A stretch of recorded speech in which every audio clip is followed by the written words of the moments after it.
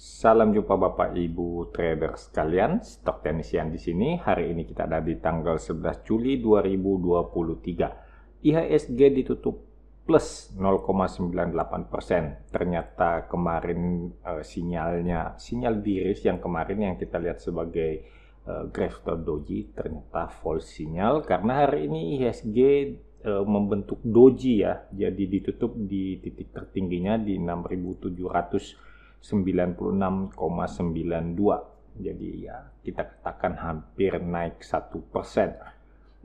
Dengan demikian kalau teman-teman lihat di chart itu IHSG udah ada di atas resisten trendline ya. Kita punya trendline yang garis kuning putus-putus ini yang merupakan resisten selama ini 1, 2, 3 kali dites dan hari ini tembus. Mudah-mudahan aja ini valid atau real, beneran tembus, jangan cuman sekedar false break aja ya. Kita harapkan memang IHSG bisa melaju lebih tinggi, lambat-lambat aja nggak apa-apa, yang penting tetap naik gitu ya, sehingga kita bisa lebih gampang cari cuannya di pasar. Nah, untuk selanjutnya area resisten di IHSG itu ada di sekitar ini ya. Titik tertinggi di sini itu ada di sekitar 6.850-an. Ini yang kita lihat.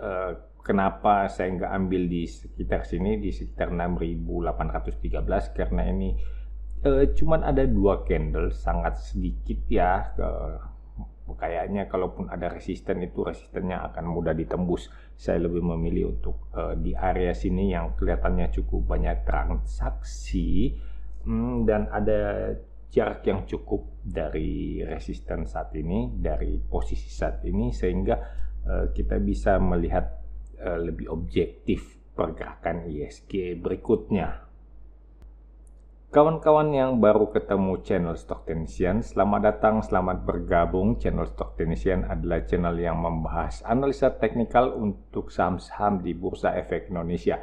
Apabila Anda seorang trader dan menggunakan teknikal, maka channel ini adalah channel yang tepat. Langsung aja subscribe. Teman-teman juga bisa membantu memberikan usulan saham apa yang akan kita bahas di video berikutnya, yaitu dengan cara menuliskannya langsung di kolom komentar.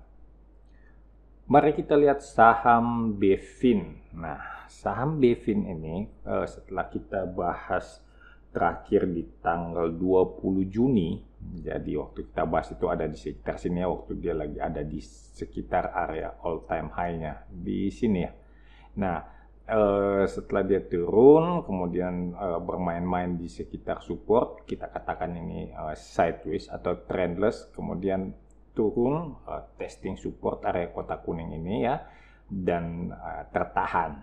Apakah ini adalah salah satu tanda bahwa Bevin udah nggak kuat naik? Nah, teman-teman harus ingat ya, kita ulangi lagi. Kalau dalam suatu uptrend, maka semua support menjadi kuat, sedangkan resisten menjadi lemah. Di sini kita lihat apakah support kotak kuning ini cukup kuat. Nah, apabila support masih kuat, kita masih curiga harga masih akan melanjutkan naik lebih tinggi. Demikian juga resisten ini akan kita lihat apakah resisten ini cukup kuat atau enggak. Gitu ya. Jadi selama kita belum melihat ada support yang tertembus, berarti tren itu masih terjaga naik. Nah, di situ kita boleh curiga bahwa Bevin ini masih akan lanjut lebih tinggi.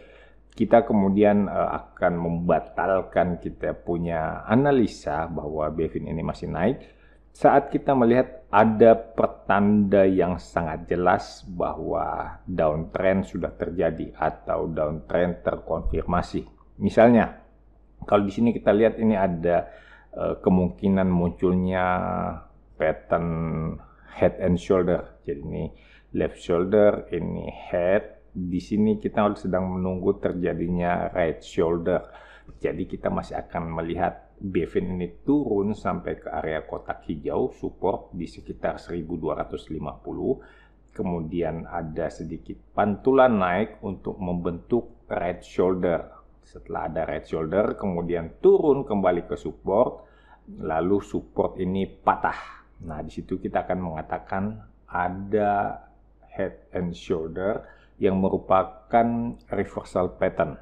Nah, begitu cara kita menilai. Saat ini dengan memperhatikan kondisi chart Bevin yang seperti ini, maka saya akan mengatakan bahwa belum ada tanda-tanda mengkhawatirkan dari Bevin. Ini hanyalah retracement biasa dan sangat wajar, walaupun kita udah melihat ada satu kali lower low dan satu kali lower high gitu ya. Jadi ini high, di sini ada lower high, ini ada lower low. Nah, kalau dia mantul kemudian membentuk lagi lower high dan ada lagi new lower low, nah itu baru kita mulai berhitung bahwa kemungkinan akan terjadi reversal. Itu baru kemungkinan ya, karena kita kan mengatakan pada saat uptrend akan berbalik menjadi downtrend, seharusnya ada fase sideways, dan ini mungkin saja fase sideways yang sedang terjadi.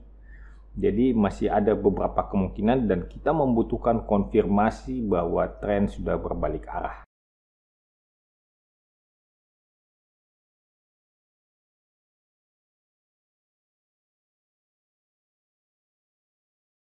Mari kita lanjut dengan PTBA.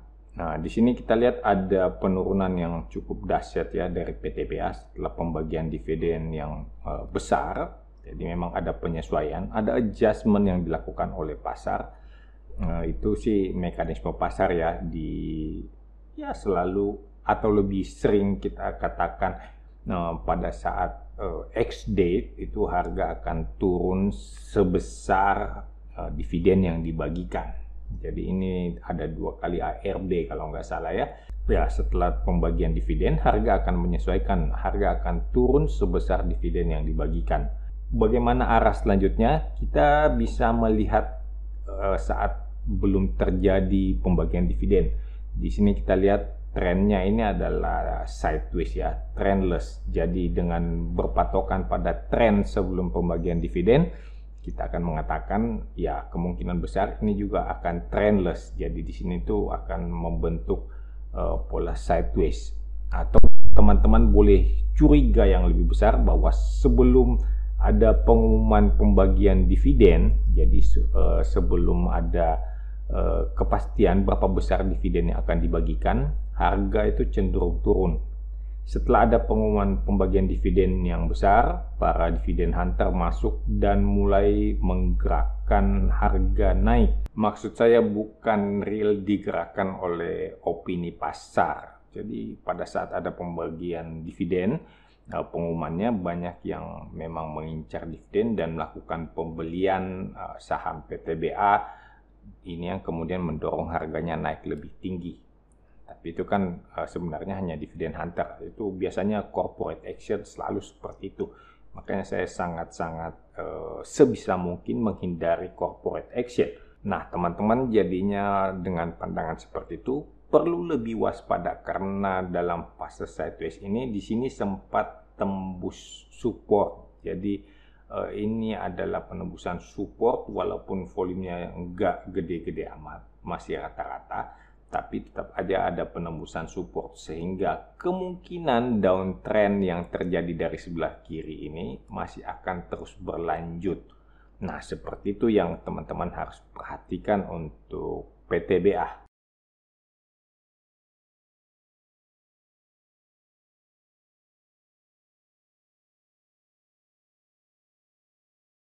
Kita akan bahas ASLC. ASLC ini keluar di screenernya Bo Parmi di Telegram.